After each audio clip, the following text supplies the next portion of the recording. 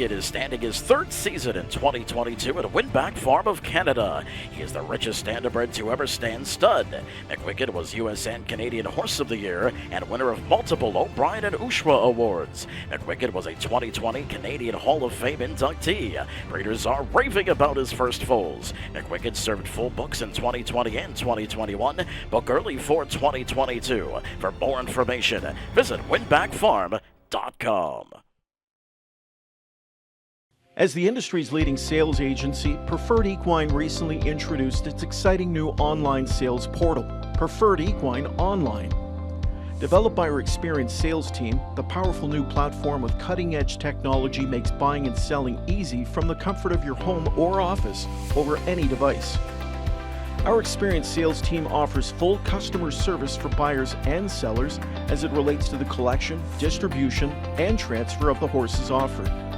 Sellers can enter a horse as easy as 1, 2, 3 with a searchable database while allowing comments, photos, and other documents.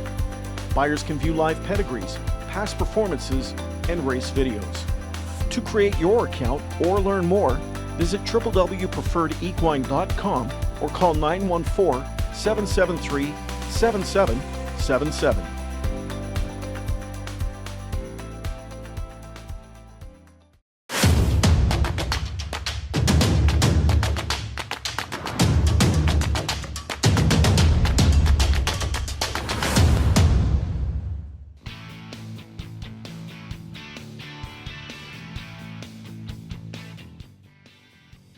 I'm here with John Butenschoen, one of our favorite interviews every year because he always has the numbers, as well as you get Aaron out on the double-seated jog cart. So thank you for always being so hospitable.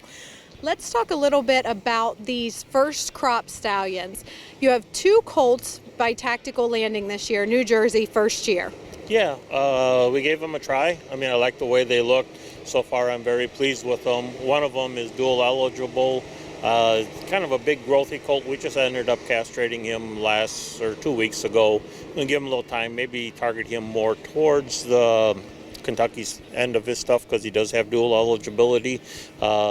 We've been 34, 35 with him, but I like him. He's a nice big growthy colt. He moves good out on the racetrack.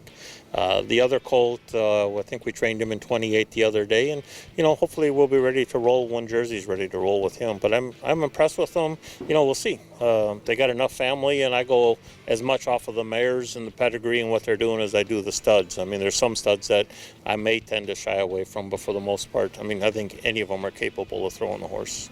The one that you're talking about, you gelded already, Battleship Landing, is a 4th day Kentucky purchase. Once again, you're always looking for the deals, $17,000.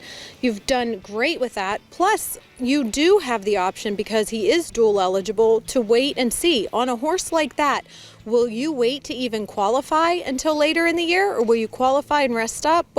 How will you do that? Yeah, I'm going to take a cue from the younger generation. We've been down here, and I've been watching the Penske stable in Carter and their management of what they've been doing, and their dual eligibles, and even the ones that aren't. I mean, we've been a little pressed and gung-ho. It seems like the last few years, New York starts up by the end of June, and Pennsylvania's going in July, and I kind of get pressure on myself to have these things ready and get going. But watching them take their time, maybe a little bit more, and with Kentucky later in the year, the legs, they're going to have 3 different divisions of it this year, so you can kind of pick your spots and teach a horse. And a horse like him, only $17,000. We don't need to try for the $400,000 purse. If he's that good, he's that good. But we can. There's a shortage of racehorses. If we manage them right and we make a racehorse out of them, we're going to be, ahead of the game when it's all said and done.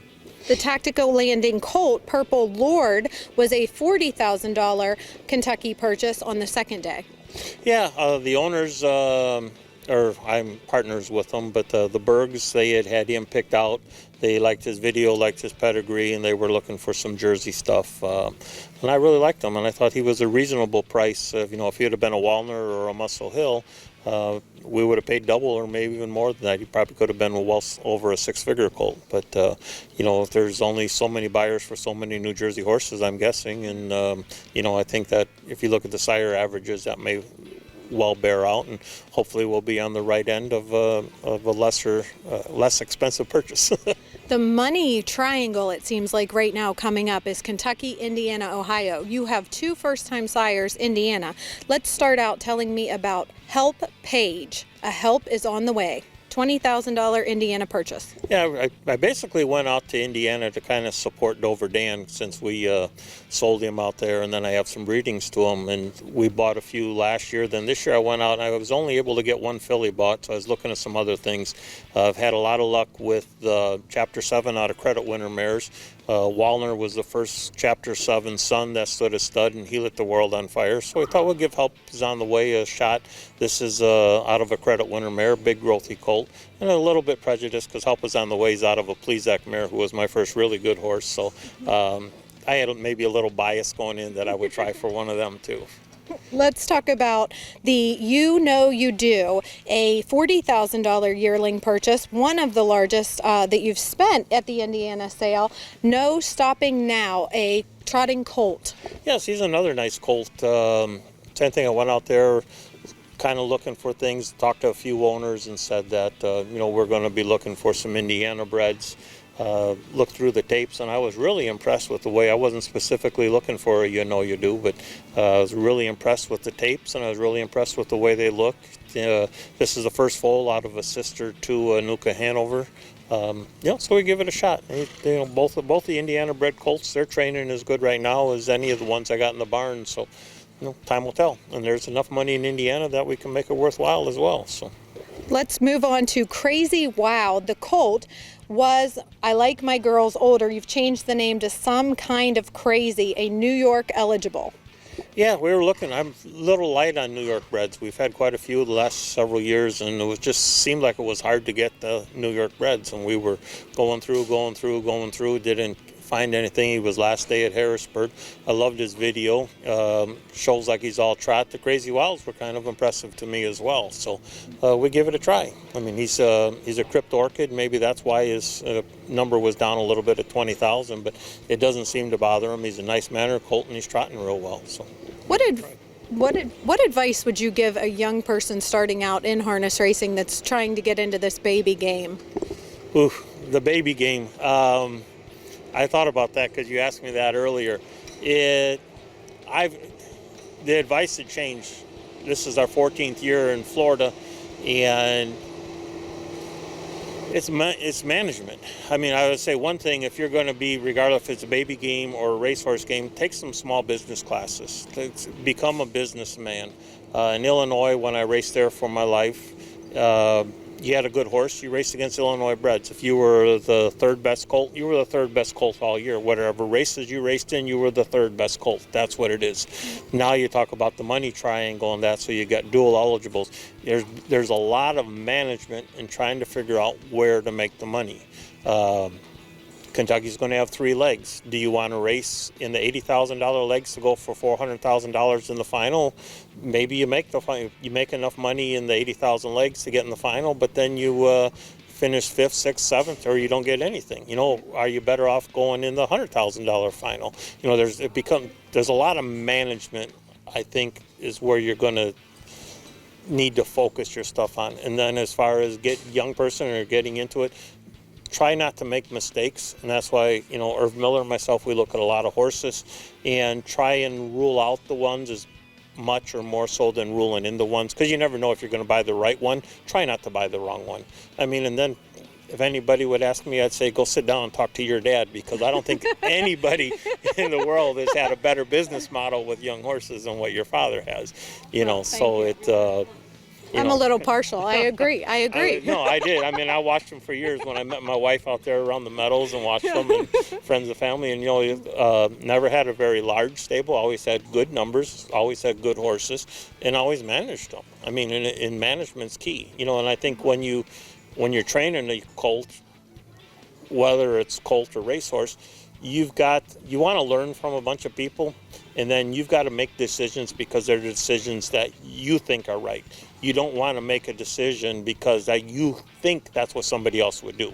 watch what other people do, ask questions, and do it, but make the final decision because you think that's what's the right way to go. We talked a little bit about the business model and about staking, Jackie, myself, and you a little earlier. Do you handle the staking yourself? And if you do, how do you make the decisions? How do you have someone else that you consult? Or it's a big job. It's a consensus. We started years ago. Like I said, when I was at home in Illinois, it was pretty simple to make the stake payments. We bought a few out-of-state bred horses. I was like, what the heck do I do? Was recommended for Mike and Tina Bluegrass, and we started utilizing them. I mean, at that point, we would fill out our fax things back, and it becomes with the discussion with the owners. Since we've moved away, I try to encourage as strongly as possible every one of my horses or with the owners to utilize Bluegrass. Everything is right there. And they've developed some websites and apps that are tremendous. I started when they send me out what this month's payments are due. I went through, made an initial list. You can submit what races you want on their web page. Then anybody can access it. You said, not anybody, I mean the owner can access it, set up an account, and they get in, can see what my suggestions are. We'll get on the phone, we'll discuss things. We trained everybody here on Saturday, made sure they jogged okay on Monday. They wanted the submissions put in, so I clicked the submission button, and they're staked in. And now we're going to be talking again, I'm sure, before the payments get made. But it's a consensus thing. I make my suggestions, and everybody's in the business for a different reason, or what they want to do or how they want to stake their horses. And it's a discussion between me and the owners. And like I say, the Bluegrass staking system is just a tremendous asset for helping me do my job. Well, thank you so much for always being so hospitable and having us here, and to your wife, Jackie, as well. Bella Butenschoen running around here. So thank you so much, John. Oh, you're quite welcome. Thank you. Mick Wickett is standing his third season in 2022 at a Winback Farm of Canada. He is the richest standardbred to ever stand stud. Mick Wickett was U.S. and Canadian Horse of the Year and winner of multiple O'Brien and Ushawa awards. Mick Wickett was a 2020 Canadian Hall of Fame inductee. Breeders are raving about his first foals. Mick Wickett served full books in 2020 and 2021. Book early for 2022. For more information, visit winbackfarm.com. As the industry's leading sales agency, Preferred Equine recently introduced its exciting new online sales portal, Preferred Equine Online. Developed by our experienced sales team, the powerful new platform with cutting-edge technology makes buying and selling easy from the comfort of your home or office over any device. Our experienced sales team offers full customer service for buyers and sellers as it relates to the collection, distribution, and transfer of the horses offered. Sellers can enter a horse as easy as 1, 2, 3 with a searchable database while allowing comments, photos, and other documents. Buyers can view live pedigrees, past performances, and race videos. To create your account or learn more, visit www.preferredequine.com or call 914-773-7777.